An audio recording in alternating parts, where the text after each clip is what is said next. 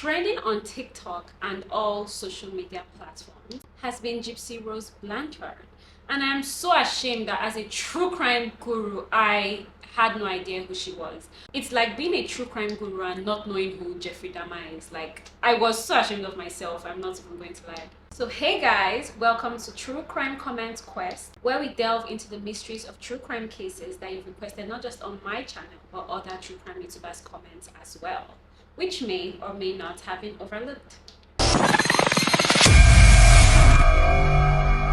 Today's case was gotten from Dolai Soul, saying, please cover the case of Gypsy Rose Blanchard. I am the one! I actually requested this case on my own channel because I didn't have enough people commenting on anything that I did on my own channel, and I just wanted to do my channel for a change. So instead of looking in another comment section of like the true crime YouTubers, I just commented myself. It will never happen again, I'm sorry, or it might happen again, but like no, it will not happen again, I promise. Fingers crossed. So let's dive right in. Gypsy Rose Blanchard was born in July 1977 to her mother named Didi Blanchard and father named Rod Blanchard. Didi was 24 years old when she became pregnant by Rod, who was 17 years old at the time. You guys, why has no one talked about how creepy that is? Every time I research on the story, no one seems to be spooked by the age difference between both of them, and it's like, hello? So shortly before Gypsy's birth in 1991, Rod decided that he had gotten married for the wrong reasons, and he basically did not want to get married to Didi anymore. Didi tried so many ways to win him back, but he refused. So she decided to leave the home that they were all living in together and move to live with her family, and that this was right before Rod's divorce. Didi was one of 5 children, and she was said to have a habit of stealing from her family, and some of her family members also swear that she killed her own mother by denying her food. When Gypsy got to a very young age of 3 months, she had been taken to the hospital by Didi because Gypsy had sleep apnea and other health issues like muscular dystrophy, chromosome disorders, and the list just goes on to the fact that Gypsy even had to start using a wheelchair when she got to the age of 8. Eventually, Didi took Gypsy out of school when she was in kindergarten because her illnesses were so severe and she wanted to take care and keep a close eye on Gypsy.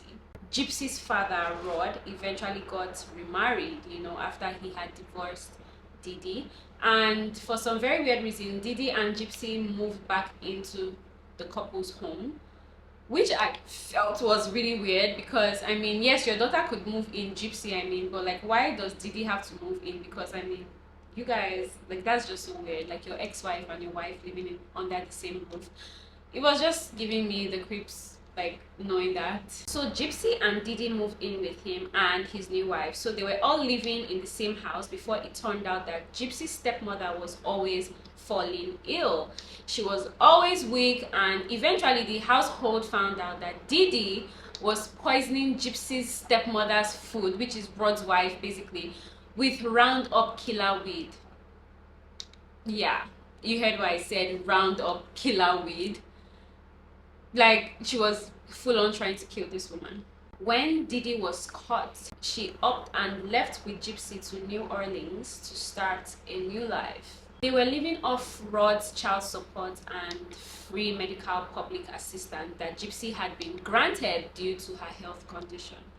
Her condition was getting worse. She was having seizures every few months. Several surgeries were performed on her before her muscle problems, and it just kept on getting more severe because at first, in the beginning, Gypsy was getting sick like every 6-7 months, but now it was becoming like monthly or every 2 or 3 months. So when they moved to New Orleans, there was a hurricane or flood that happened in the area in 2005.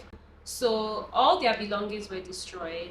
Then they moved on to a shelter in Covington set up for people with special needs.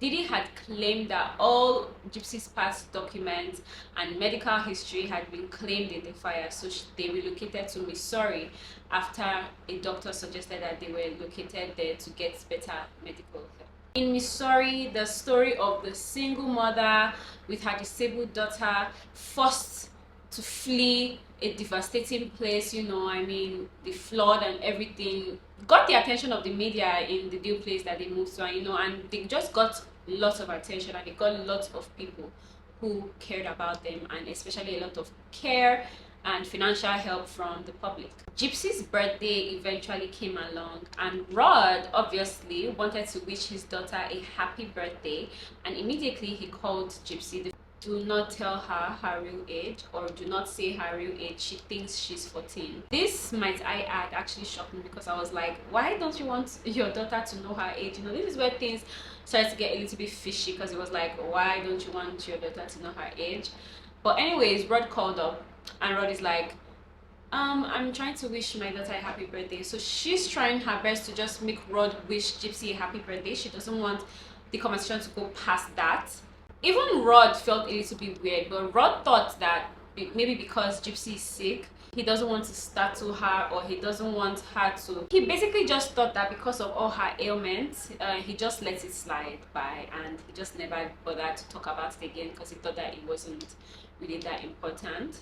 Everyone that cited Gypsy at this point just felt so bad for her because of all her ailments, with her childlike voice, and everybody just loved her. So looking at her in the condition that she was in just made everybody sad, especially in the new neighborhood that they moved to. Gypsy's mom, Didi, made Gypsy cut her hair, so she was bald-headed, and her hair was not even falling out yet. And when people asked her why she cut Gypsy's hair, she said because the hair was going to fall out eventually, so she would just rather cut it now.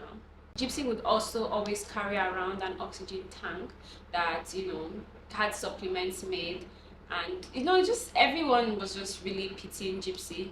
So now at this point, Gypsy and Didi were seeing several doctors, but then they came across one particular doctor called Bernardo Flasterstein. He was a pediatric neurologist, and immediately he saw her and ran some tests. He said, and I quote, "I don't see any reason why Gypsy doesn't walk. I've run these tests and she's fine. She's okay. She could get up on her feet and try walking." He was very suspicious of her muscular dystrophy diagnosis and immediately ordered MRI and blood tests, which found no abnormalities in Gypsy's body. He asked Didi where Gypsy's medical records are, and Didi claimed that they were ruined in the Katrina hurricane flood disaster, the one I told you about earlier that happened in 2005, where they had to move to a shelter home. He even went as far as contacting Gypsy Rose's doctor in New Orleans. So he reached out to the doctor in New Orleans, and the doctor in New Orleans actually told him that the first test that they ran on Gypsy actually came out negative, so this doctor called bullshit. But sadly enough, he did not follow up by reporting Didi to social services, because other doctors had told him that no one would believe him anyway, and he probably just omitted something or didn't take the test well. So Fernando just let it be, because other doctors were basically overpowering his mind. There was also an anonymous call in 2009 that told the police that Didi was using different names for herself and her daughter. When the police did their checks and asked Didi, she said she did that because she did not want her abusive ex-husband to find them. And do you know what the police did? They closed the case. They were like, single mother, disabled kids. Of course you're not lying. Why would you?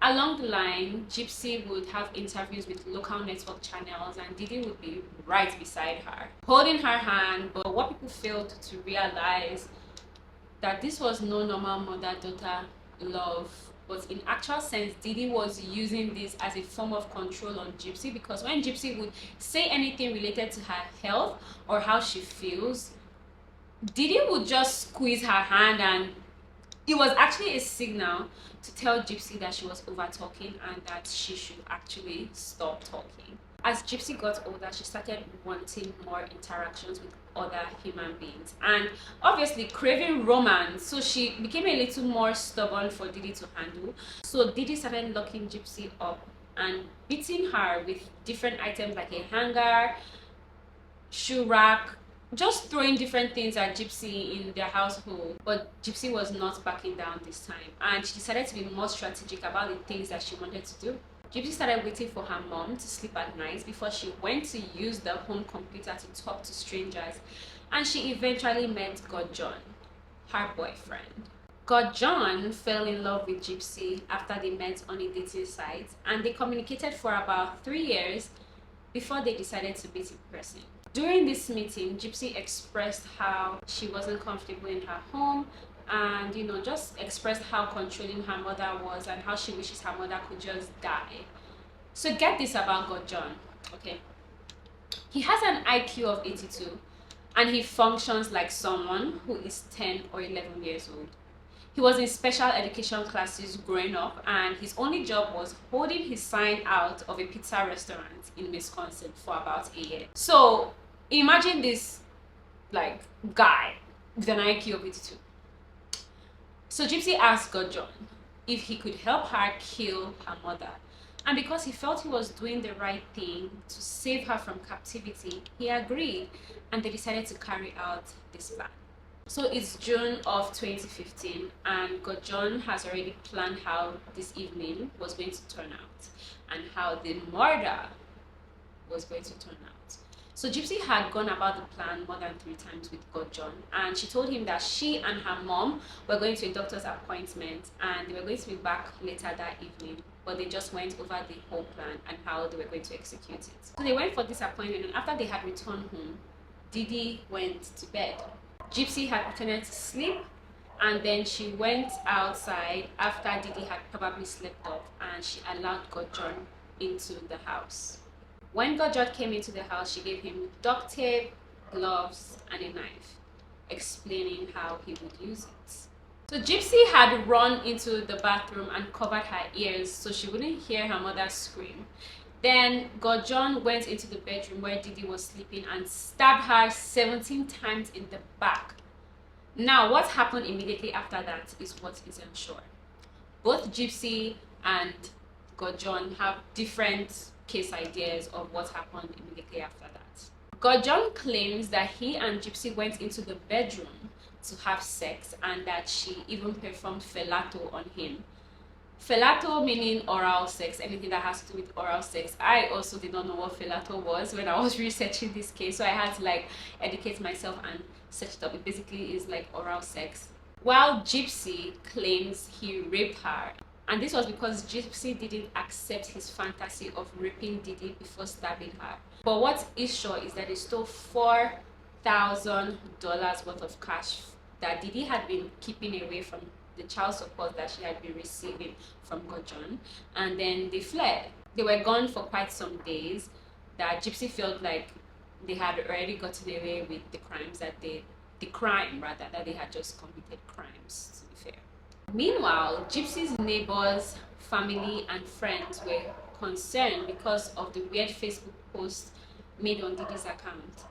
Posts that were made on Didi's account were just very weird, and all of them just knew that this is basically not how Didi would ever post. So they were concerned and decided to go do a checkup on Didi. They went to Didi's house and no one was answering, so they called 911.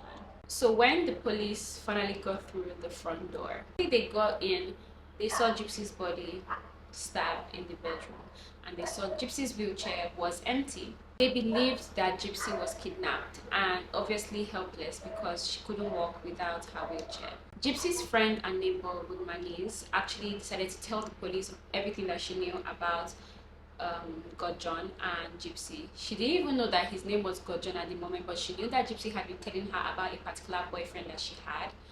So she told the police this, and because of that, they kind of put 2 and 2 together that Gypsy's actually probably still kidnapped, and whoever is posting from this account is probably the kidnapper, and so they decided to trace the IP address, and then they traced it, and then they found God John and Didi.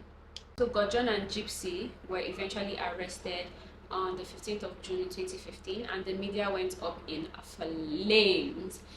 It was all anyone was talking about, and the secret was out. Gypsy had never been sick. Her mother was constantly, properly making her sick. Took her out of school to make her even more sick, and all the doctor appointments were just exaggerated because Didi would inject Botox into Gypsy's gums in her mouth. So when they would go to the doctor, she would be salivating, and she eventually was even losing some teeth. All friends, neighbors, and community were in shock, especially Gypsy's neighbor with my niece. She cried, like, even asking what she was to Gypsy. She was asking herself, how could she have been so stupid to have believed Gypsy?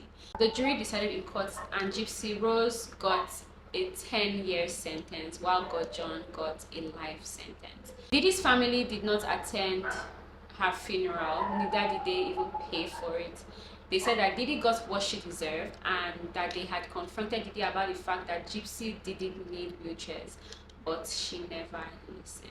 Gypsy is out now. She spent 8 years in prison, and she's basically a celebrity right now because of all the love she's been getting from the media. The love kind of turned into hate for some people because they feel it's unfair that John is still in a life sentence while she gets to run free in the world. I mean, yeah. So let me know what you guys think about this case. I know it's been a while, but I'm actually shocked that as a true crime guru, I did not know about this case until quite recently, like when she got released. So yeah, let me know what you think. If there's anything that you want to correct that I probably did not say well, or I got some information wrong, you could also still correct that, please. I'm open to corrections, and you could also let me know your thoughts in the comments. And just, I love you guys. And yeah, if you have any crime comments that you want me to cover, you could also put them down in the comments. Love you guys. Bye.